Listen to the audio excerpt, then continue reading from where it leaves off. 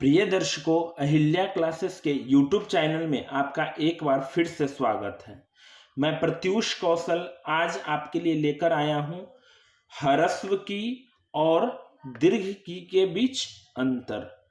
ह्रस्व की और दीर्घ की के बीच क्या अंतर है वो आज मैं बतलाऊंगा।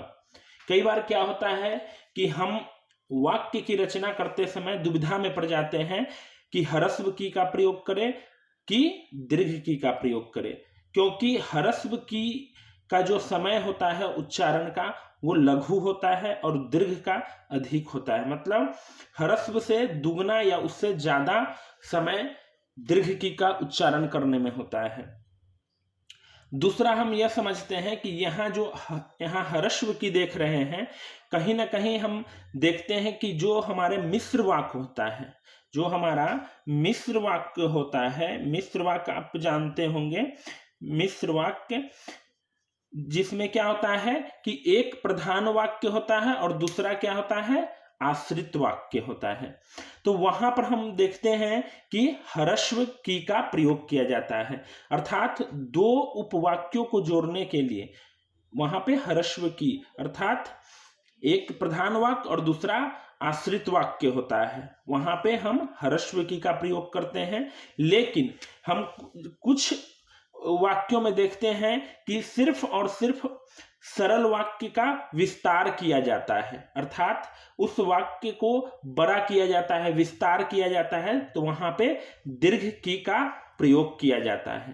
तो मैं कुछ उदाहरण लेता हूं जिससे मैं स्पष्ट कर पाऊंगा भली भांति कि दोनों में क्या अंतर है और उसका प्रयोग कहां करना चाहिए, ताकि भविष्य में जो भी आप वाक्य की रचना करें तो उसमें त्रुटियां न हो, उसमें गलतियां न हो। इसलिए हम कुछ उदाहरण देखते हैं। यहां पर ह्रस्व की का उदाहरण है, गीता में कहा गया है कि, यहां पर देखेंगे ह्रस्व की का प्रयोग किया गया है, क्या, तो मनुष्य को अपना कर्म करते रहना चाहिए। तो यहां पर देखेंगे गीता में कहा गया है और मनुष्य को अपना कर्म करते रहना चाहिए, अर्थात यहां पर देखेंगे एक प्रधान वाक्य है और दूसरा क्या है, आश्रित वाक्य है। कहीं ना कहीं ये मिश्र वाक्य को जोड़ने के लिए भी ये ह्रस्व की आता है, या कह सकते हैं कि दो उपवाक्यों को जोड़ने के लिए भी ह्रस्व की का प्रयोग किया जाता है। अब देखेंगे अगला, नगवा ने कहा कि, यहां पर भी की देखेंगे, वह कल विद्यालय नहीं जाएगी। यहां पर भी देखेंगे दो उपवाक्यों को, एक प्रधान वाक्य है और दूसरा आश्रित वाक्य है, तो यहां दो उपवाक्यों को जोड़ने के लिए यहां पे ह्रस्व की का प्रयोग किया गया। यहां भी देखेंगे मैं जानता था कि, यहां पर देखेंगे दो उपवाक्यों को जोड़ने का काम हो रहा है, अर्थात यहां पे ह्रस्व की का प्रयोग किया गया है। तो कहीं भी दो वाक्यों या उपवाक्यों को जोड़ने की बात हो तो वहां पर हम ह्रस्व की का प्रयोग करते हैं।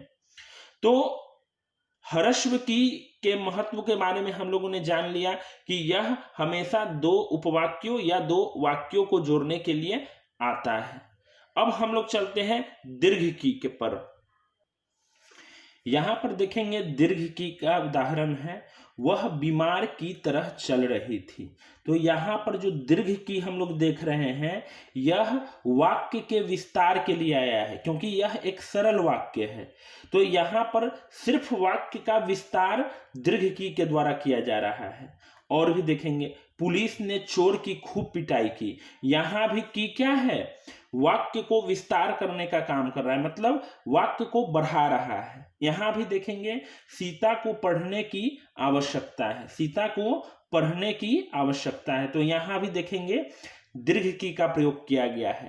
अर्थात दीर्घ की का प्रयोग पहला तो हम जान गए कि सरल वाक्य में होता है, और सरल वाक्य वो होता है जिसमें एक उद्देश्य और एक विधेय होता है, अर्थात अंग्रेजी में उसको सब्जेक्ट बोलते हैं उद्देश्य को, और विधेय को प्रेडिकेट बोलते हैं। तो सरल वाक्य में देखेंगे केवल और केवल वाक्य का विस्तार किया जा रहा है, अर्थात इसको बड़ा किया जा रहा है वाक्य को। पुलिस ने चोर की, तो यहां भी देखेंगे कि जो दीर्घ की है वो वाक्य का विस्तार करती है। यहाँ पर देखेंगे ये भी की है, ये वाक्य का विस्तार करती है। तो प्रिय दर्शकों, आज हम लोगों ने जाना कि हरस्व की है वह मिश्र वाक्य में प्रयोग किया जाता है, जहां पर दो उपवाक्य होते हैं, अर्थात एक प्रधान वाक्य होता है और दूसरा आश्रित वाक्य होता है।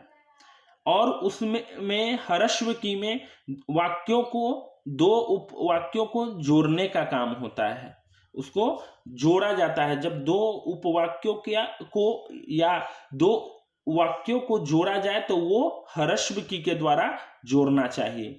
और दीर्घ की में सिर्फ वाक्य का विस्तार करना चाहिए, वाक्य को बढ़ाना चाहिए। तो आज हम लोगों ने सीखा कि हरस्व की और दीर्घ की में अंतर। तो मुझे अब ऐसा लगता है कि अब आप भविष्य में जो भी वाक्य की रचना करेंगे तो गलतियां होने की संभावना नगण्य हो गई है। तो आप हमेशा ध्यान रखें कि हरस्व की और दीर्घ की का प्रयोग उचित स्थान पर करने का प्रयास करें।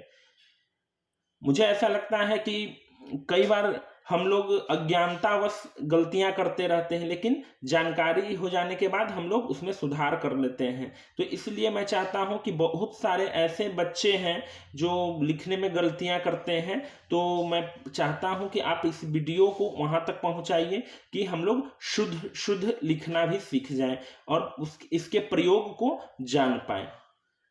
आज के लिए धन्यवाद। फिर अगले नए वीडियो के साथ मैं आपके समक्ष आता हूं।